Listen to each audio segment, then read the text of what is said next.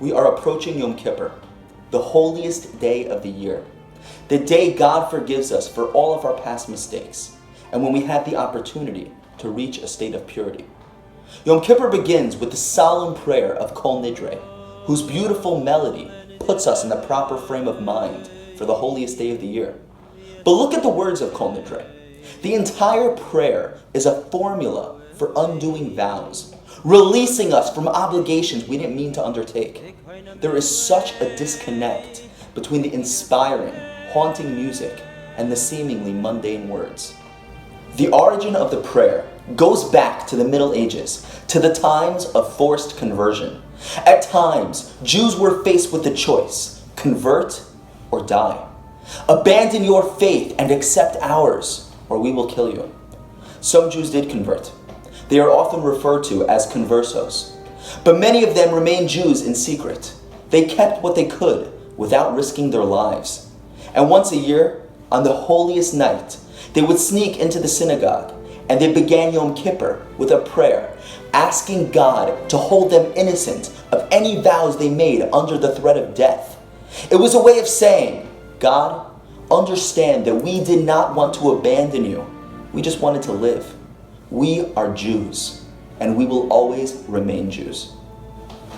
Today, there is no tyrannical government forcing us to give up our faith.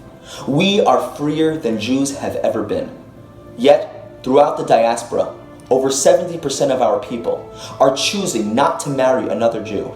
Too many are not creating a Jewish home or having Jewish children who will continue the chain of Jewish heritage. Jews have survived poverty, but we are having a huge difficulty surviving wealth and prosperity. We survived persecution, but are having trouble surviving freedom. As we hear the words of Kol Nidre on Yom Kippur and reflect upon its true meaning, we have the opportunity to think about how we can live a life in which our children, grandchildren, and the next generation of Jews will want to remain Jewish, be inspired to live Jewish lives, and continue their Jewish heritage. How do we accomplish this?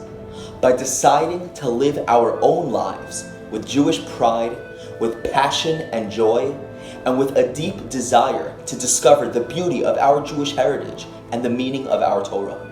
The first Hebrew phrase that a Jewish child learns is the verse, Torah tziva lanu Moshe, morasha kehilas Yaakov. Torah was taught or given to us by Moses, and it's an inheritance for the family of Jacob. Every Jewish child has been bequeathed a staggering inheritance. They are part of the most remarkable history of any people who has ever lived.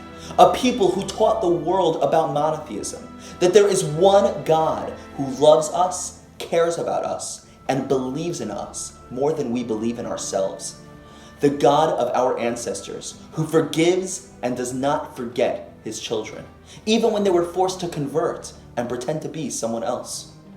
This Yom Kippur, let's internalize this message of Kol Nidre and resolve to take responsibility for the next generation and do our part to ensure the Jewish people's vibrant future.